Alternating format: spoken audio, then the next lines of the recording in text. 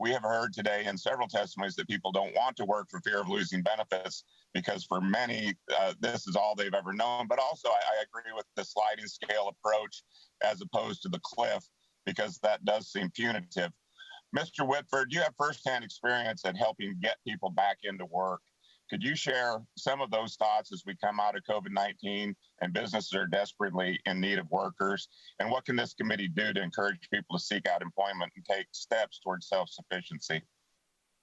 Yeah, well, it really, for us, it is inspiration and relationship. So people come in our doors and we are immediately recognizing every individual as a person made in the image of God, and so there is a natural tendency for all of us to create and be productive.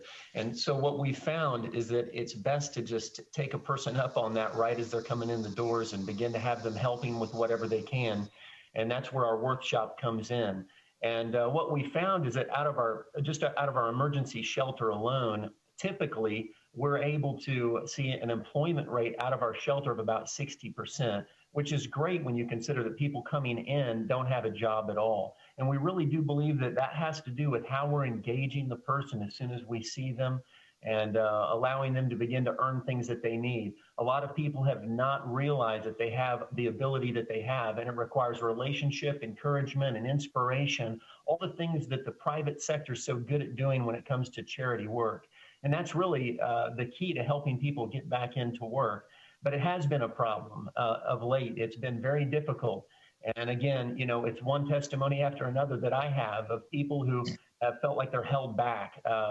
They're fearful, really. They are fearful. It is a true thing. I mean, the welfare cliff is a fearful thing. And when you become dependent upon it, it's really hard to break free from it.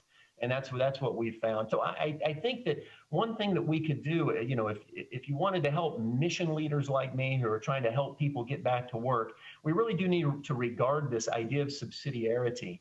It's this from back in an encyclical written by Pope Pius XI, Quadragesimo Anno, and he says, just as it's gravely wrong to take from individuals what they can do with their own initiative, it is a grave evil and disturbance of right order to assign to a higher association what a lesser, more subordinate organization can do. In other words, there are concentric circles of help that should exist. And when the federal government is doing that work for my neighbor in need, it disrupts things that are not going to allow us to build the relationships that we need to and inspire and encourage people to get a job.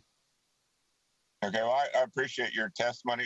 Madam Chair, it looks okay. I see the clock was moving. It looked like it was stuck. I got a little bit of time left. Mr. Whitfield, Whitford, you had mentioned in your testimony instances of individuals selling their SNAP benefits for 50 cents on the dollar, as well as able-bodied individuals willing to work, but only for them to the table so as not to interfere with this SNAP eligibility. It goes without saying that's not how these benefits are intended to function.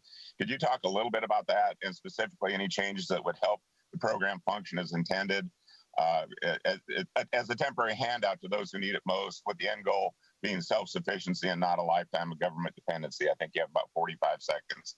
Well, we've got to get as close to the problem as possible. I think, again, going back to this idea of a neighbor knowing his neighbor best, we really do have to allow for my recommendation would be, let's start with letting the states actually administer these programs, and I'd be able to work with my legislators in my state to see if we could do some things that would actually improve how the program is working and how we could actually help people get where they want to be. That's, again, we're just seeing a continuous problem of people that are getting hung up. Much of it is a fear factor and dependency. Thank you.